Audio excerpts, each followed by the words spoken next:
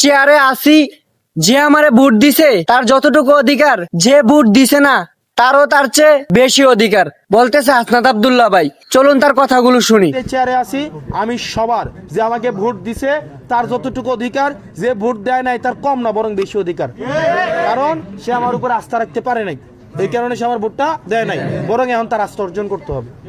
ঠিক নিও?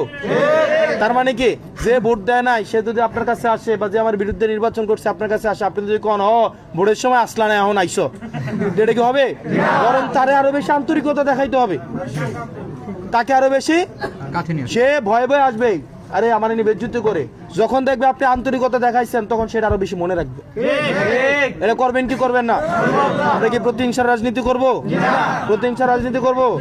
মনে রাখতে হবে আমাদের এই সামাজিক সমস্যা, এটা বিএনপিরও সমস্যা, জামাতেরও সমস্যা, আমাদেরও সমস্যা। সমাজ যদি মাদক থাকে এটা সবার সমস্যা না? সবার সমস্যা কিনা? সেজন্য এলাকাতে আপনারা বিএনপি দেখার দরকার নাই, জামাত দেখার দরকার নাই। সমাজের মসজিদে মসজিদে, স্কুলে স্কুলে এবং প্রত্যেকটা প্রতিষ্ঠানে গ্রহণযোগ্য মানুষগুলোকে নিয়ে বসেন, বৈশা আপনারা কমিটি করেন মাদকের বিরুদ্ধে। এবং যেই ঘরগুলো আপনারা তো জানেন কোন কোনগুলোতে মাদক বেচে, জানেন না আপনারা? এগুলো সমাজে সবাই জানে। তাদেরকে দুইটা উপায় দেন। কে সাহস পায় না? আপনি বলেন, বলার পরে দেখি আমি সুরের নাম ঘোষণা করে দেই, সুর লগে বয়ে রেখা আমার পিছে দাঁড়াই থেকে আমি বলে দেয় যে ফিসও কিন্তু আছে। ভাই আমি তো জানি জনগণ আমার আছে, সুতরাং আমি তো চোরের উপরে নির্ভর করে ভোট করি নাই। আমি আগামীবার আবার মানুষের কাছে গিয়ে ভিক্ষা যাবো যে নির্বাচন করতে টেয়া লাগে, টেয়া দাও। আমি তো ওই চাঁদাবাজের কাছে যাব না। মাটি কাটার বিরুদ্ধে গেছি কিনা? আটকাইতে পারছে? আমার বিরুদ্ধে মিছিল হয়েছে কিনা? আটকাইতে পারছে? চুরি করে মাটি কাটতে চেষ্টা করে কিন্তু পারে না, ট্রাক নিয়ে বের হয় কিন্তু পারবে না, কারণ আমি জানি আমার গায়ে যদি কোনো একটা আক্রমণ হয় তখন আপনারা নেমে আসবে।